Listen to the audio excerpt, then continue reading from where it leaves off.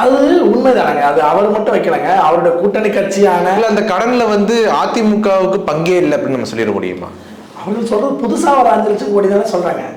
ஏற்கனவே தமிழ்நாடு அரசாங்கம் சுதந்திர இந்தியாவிலிருந்து வாங்கின கடனே 4 லட்சம் கோடி தானே.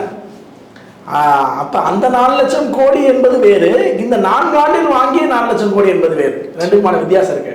இது எடப்பாடி பழனிசாமி அவர்கள் சொல்லுகிற குற்றச்சாட்டை மட்டும் எடுத்துக்கொள்ள வேண்டாம். எடப்பாடியை தாண்டி காங்கிரஸ் கட்சியே அந்த குற்றச்சாட்டை வச்சிருக்காரு. முதல்ல அந்த குற்றச்சாட்டை சொன்னது யாரு? பிரவீன் சக்கரவர்த்தி தான் முதல்ல சொல்லுகிறார். என்ன சொல்றாரு? கவலைக்கிடமாக இருக்கிறதுன்னு சொல்றாரு. திமுகவுடைய ஆட்சி கவலைக்கிடமாக இருக்கிறது. யூபியில் தமிழ்நாட்டை விட 2 மடங்கு குறைவாக கடன் வாங்கியிருக்காங்க. யூபியை விட 2 மடங்கு கூடுதலாக. நீங்க எதை எடுத்தாலும் யூபி மேலே கம்பேர் பண்ணுவீங்கல்ல, யூபி பாருங்க எவ்வளவு கஷ்டப்படுறாங்க, அந்த யூபி கம்மியாக தாங்க வாங்கியிருக்காங்க, தமிழ்நாடு தாங்க அதிகமாக வாங்கியிருக்காங்க அவர் சொல்றாரு பிரவீன் சக்கரவர்த்தி. அப்ப இந்த கடன் சுமை அதிகமாயிடுச்சு அப்படின்னு சொல்றது அவங்க.